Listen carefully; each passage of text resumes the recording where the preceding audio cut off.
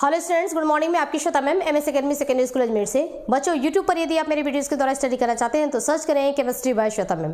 Chemistry bye Shweta ma'am बच्चों, ये channel का नाम है। इस चैनल पर मिलता है आपको फिजिक्स, केमिस्ट्री और बायोलॉजी की वीडियो, साथ ही यहाँ पर आपको नीट प्रिपरेशन के अकॉर्डिंग वीडियोज भी मिल जाएंगे। इसके अलावा भी बच्चों कुछ अदर्स चैनल हैं हमारे, जिस पर कुछ अदर्स सब्जेक्ट्स पढ़ाए जाते हैं। यदि आपको इन सब्जेक्ट्स की जरूरत हो तो आप इन चैनल्स को विजिट कर सकते हैं। इसका पूरा डिटेल यहाँ पर दिया गया है। बच्चों, हमारा चैप्टर चल रहा है क्लास 10 का लाइव प्रोसेस, जिसमें अब हम स्टडी करने वाले लाइव प्रोसेस चैप्टर हमने ऑलमोस्ट पूरा कंप्लीट कर लिया है। और अब हम इसमें स्टडी कर रहे हैं एक्टिविटी भी बच्चों इसमें हमारा 6.1, 6.2, 3 एंड 4 हो चुका है। आज हम स्टडी करने वाले हैं 6.5 एक्टिविटी। मैंने आपको बच्चों बताया था, हर वीडियो में बताया था मैंने, हर एक्टिविटीज में कि जो भी एक्टिविटी होती है उन किसी भी एक्टिविटी को लिखने के लिए हमारे पास 5 हेडिंग होते हैं। इन 5 हेडिंग को ही आपको अच्छी तरीके से अपने शब्दों में लिख करके इसको एक्सप्लेन करना होता है, ठीक है। और आपको सिर्फ क्या करना है, एक्टिविटी क्या कहती है वो सिर्फ हमको समझने पर फोकस करना है। उसके अलावा हेडिंग आप याद कर लीजिए कि ये हेडिंग हमको यूज करना है। उसके बाद बाकी जो भी मटेरियल है आप अपने इसको मन से लिख सकते हैं।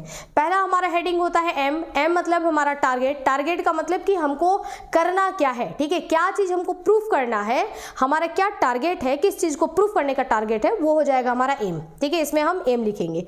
नेक्स्ट है मटेरियल रिक्वायरमेंट। पूरा ये प्रैक्टिकल करेंगे, जो भी एक्टिविटी करने जा रहे हैं, जो चीज हमको, जो हमारा एम है जिसको प्रूफ करना है, उस चीज को प्रूफ करने के लिए हमको क्या एक्सपेरिमेंट करना पड़ेगा और उस एक्सपेरिमेंट को करने के लिए हमको किन किन चीजों की जरूरत पड़ेगी, वो हो जाएगा हमारा material requirement, second heading. Third हो जाएगा हमारा प्रोसीजर का मतलब आपने क्या क्या स्टेप्स किया।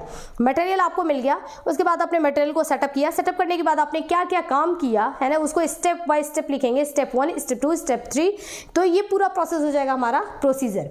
नेक्स्ट है ऑब्जर्वेशन। जो आपने प्रोसीजर किया, जो प्रैक्टिकल किया, प्रैक्टिकल करने के बाद आपने उसमें क्या देखा कि क्या चीज आपको यहाँ पर मिल रहा है, वो हो जाएगा आपका ऑब्जर्वेशन, यानी कि रिजल्ट है ना, आपने क्या ऑब्जर्व किया, क्या रिजल्ट आपको रहा, ठीक है, उसको हम बोलेंगे ऑब्जर्वेशन। और फाइनल हमारा है एक्सप्लेनेशन। जो भी रिजल्ट रहा वो रिजल्ट क्यों है, ठीक है, उसके पीछे का कारण क्या है, उसको हम एक्सप्लेन करेंगे, तो वो हो जाएगा हमारा एक्सप्लेनेशन। तो इस तरीके से बच्चों 5 ये हेडिंग हमको इस्तेमाल करने होते हैं हर एक्टिविटी में। हमारा जो 6.5 एक्टिविटी है इसमें का एम यानी कि टारगेट क्या है, to indicate that yeast ferment the carbohydrate and produce CO2।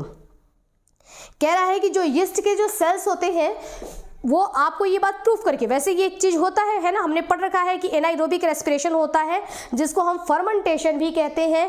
और इस प्रोसेस में क्या होता है कि यीस्ट सेल्स कार्बोहाइड्रेट को ऑक्सीजन के एब्सेंस में, बिना ऑक्सीजन के कार्बोहाइड्रेट को तोड़ देते हैं, जिससे कि CO2 प्रोड्यूस होता है। ये बात हमको पता है, लेकिन हमको पता होने से कुछ नहीं होगा, ठीक है। आपने कह दिया और हमने मान लिया, ऐसी बात नहीं होगी। इसको यहाँ पर आपको प्रूफ करके बताना पड़ेगा कि क्या वाकई ऐसा होता है कि यदि यीस्ट सेल को कार्बोहाइड्रेट हमने दे दिया और ऑक्सीजन नहीं दिया तो इस कार्बोहाइड्रेट को वो तोड़ देते हैं और CO2 प्रोड्यूस होता है, बिना ऑक्सीजन के तोड़ देते हैं और CO2 प्रोड्यूस होता है। क्या वाकई ये काम होता है, ठीक है। और इस प्रोसेस को हम बोलते हैं फर्मेंटेशन, ठीक है। एनाइरोबिक रेस्पिरेशन भी कहिए उसको, या इसको हम बोलेंगे कि फर्मेंटेशन। तो यीस्ट सेल जो होते हैं वो क्या फर्मेंटेशन का प्रोसेस करते हैं, यानी कि कार्बोहाइड्रेट को वो तोड़ते हैं और ऑक्सीजन CO2 जो है वो लिबरेट होता है। क्या ये चीज होता है, ठीक है, होता है, जानते हैं, लेकिन आप प्रूफ करके बताइए। अगर जानते भी हैं तो भी इस चीज को हमको प्रूफ करना है, ठीक है। तो प्रूफ करने के लिए अब हमारा मटेरियल रिक्वायरमेंट, आपने यहाँ पर जिन जिन सामान का इस्तेमाल किया उन सारे सामान का नाम आप लिख देंगे, तो वो क्या हो जाएगा आपका मटेरियल। अब हम आते हैं प्रोसीजर में हमको करना क्या है। सबसे पहले हमने बेस पर एक टेस्ट ट्यूब को, एक बड़े टेस्ट ट्यूब को एक होल्डर की सहायता से हमने उसको फिट कर दिया, ठीक है। यहाँ से ये लिया हमने, यहाँ पे स्टैंड हो गया हमारा। ये स्टैंड में यहाँ से बिल्कुल उसके अंदर हमने टेस्ट ट्यूब को सेट करके और इसको बिल्कुल टाइट कर दिया है। ये इसमें फिक्स हो गया है, ठीक है। अब ये आपका टेस्ट ट्यूब कहीं जाने वाला नहीं है, हिलेगा नहीं, गिरेगा नहीं, ठीक है। ये यहाँ तक आपने स्टैंड बनाया, स्टैंड में बड़ा टेस्ट ट्यूब आपने सेट कर लिया। अब जो ये हमारा बड़ा टेस्ट ट्यूब है, इस टेस्ट ट्यूब का जो ऊपर वाला पोर्शन है ये कॉर्क से, मतलब जो एक समझ लीजिए एक टाइट, बिल्कुल टाइट ढक्कन है, ठीक है ना, लीड है उसका। तो कॉर्क से हमने क्या किया, इसको कंप्लीटली हमने बिल्कुल सील कर दिया है, बंद कर दिया है, ठीक है। उसमें हमने सिर्फ 2 ओपनिंग रखी है जो कि उसी में बिल्कुल सेट होकर के आ रहा है, यानी कि बाहर की कोई चीजें अंदर से बाहर जाने का बिल्कुल भी यहाँ पर लीकेज नहीं रहेगा। इसमें हमने एक पाइप लगा दी है जिसको हम बोलते हैं फनल, और दूसरा पाइप इसमें से हमने ले लिया जिसको हम बोलेंगे डिलीवरी ट्यूब, ठीक है। तो ये हमने 2, ये बेंड ट्यूब है, डिलीवरी ट्यूब हमने यहाँ से लगा करके कांच का ट्यूब और यहाँ तक लगा लिया, ओके। और एक हमने ये ले लिया फनल, जिससे कि हम कोई चीज़ मटेरियल इसके अंदर डाल सके। ये दो यहाँ पर सेट है और बाकी क्या है, ये पूरा एकदम सील है, ठीक है ना, इसको बंद कर दिया गया है। अब हमने इसमें इस जो बड़ा वाला हमारा टेस्ट ट्यूब है, इस टेस्ट ट्यूब में बच्चों हमने क्या ले लिया, इस टेस्ट ट्यूब के अंदर हमने फ्रूट जूस ले लिया है, ठीक है। एक्सपेरिमेंट अब हम स्टार्ट कर रहे हैं ना। उसके बाद देखिए ये जो हमारा डिलीवरी ट्यूब है, इस डिलीवरी ट्यूब को हमने क्या किया कि एक टेस्ट ट्यूब है हमारा, उस टेस्ट ट्यूब में हमने CaOH का होल ट्वाइस यानी कि हमने इसमें चूना पानी ले लिया है, ठीक है ना, चूने का लाइम वाटर। तो इसमें हमने फ्रेशली बना हुआ लाइम वाटर यहाँ पर ले रखा है और ये पूरा इसको भी इसके साथ हमने अटैच कर दिया। ये हमारा सेटअप तैयार हो गया। अब हम करेंगे प्रैक्टिकल। प्रैक्टिकल करने के लिए बच्चों हमने क्या किया कि ये जो बड़ा टेस्ट ट्यूब है हमारा, इसमें हमने ले लिया है फ्रूट जूस, ठीक है।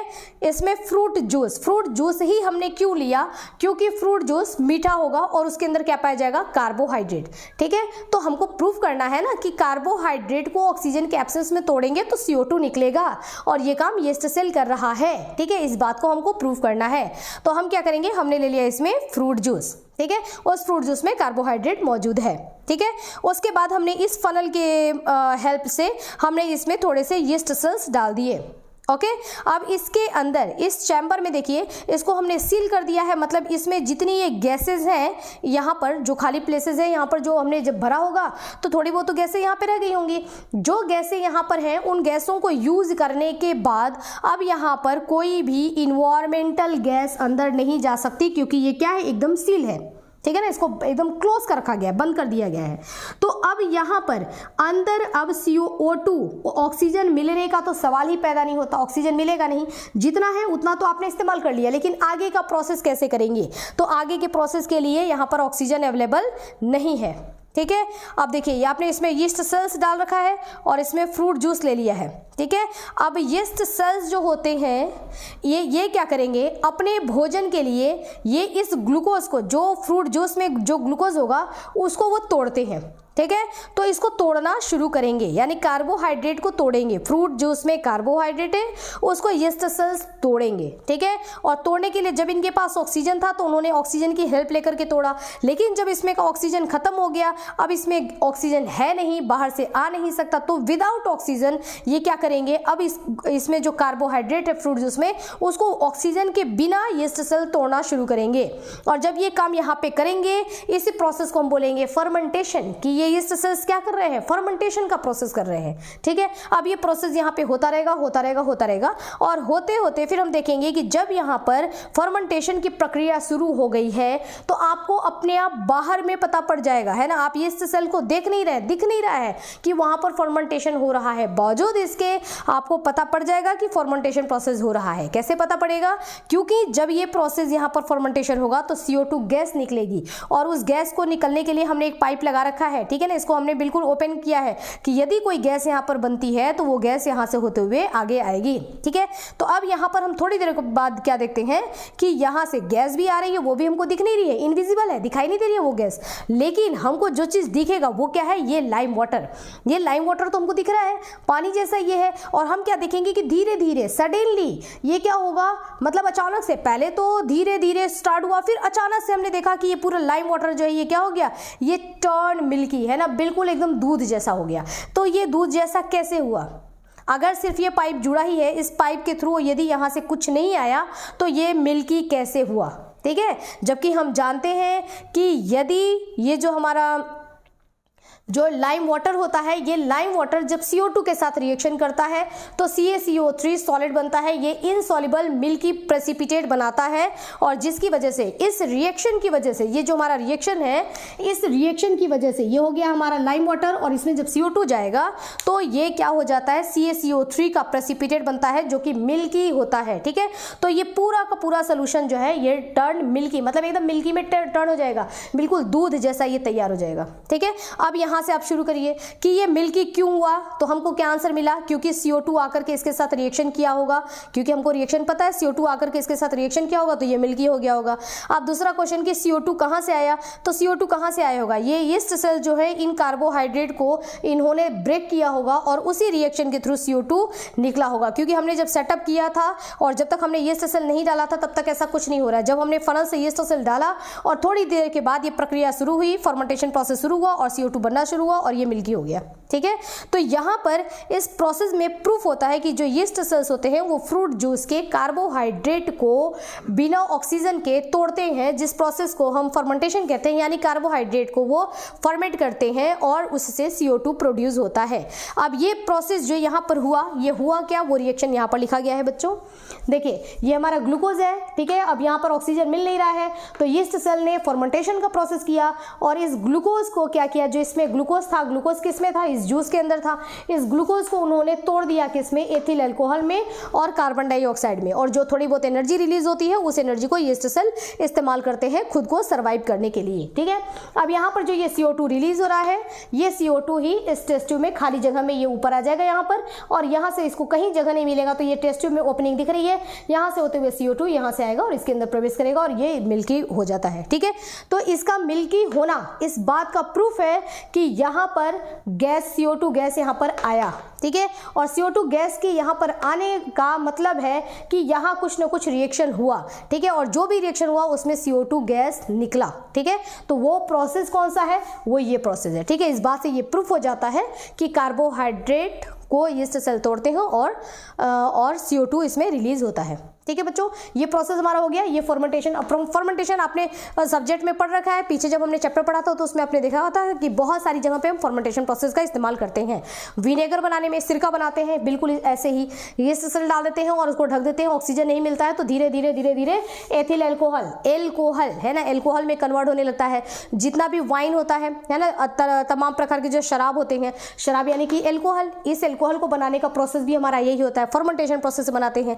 इडली, डोसा, कोई भी चीज़ बनाने से पहले उसको सूजी को भिगो दी करके छोड़ दिया जाता है, वो फूल जाता है, ये भी प्रोसेस क्या है, फर्मेंटेशन प्रोसेस है। उसके अलावा ब्रेड जो बनता है, आप ब्रेड के ऊपर देखते हैं वो एकदम फ्लफी ऐसा हल्का हो जाता है ना, ऐसा लगता है उसके अंदर गैसेज है, ऊपर से फटाफटा सा दिखता है। ठीक है, वो भी प्रोसेस कौन सा है, फर्मेंटेशन प्रोसेस। तो इस फर्मेंटेशन प्रोसेस को बहुत ज़्यादा इस्तेमाल किया जाता है। ठीक है, खाने पीने की चीज़ों को बनाने में भी, अन्य चीज़ों को बनाने में भी फर्मेंटेशन का इस्तेमाल किया जाता है। ठीक है, तो ये फर्मेंटेशन प्रोसेस है जिसमें कि CO2 लिबरेट होता है, यही हमको प्रूफ करना था और हमने प्रूफ कर दिया।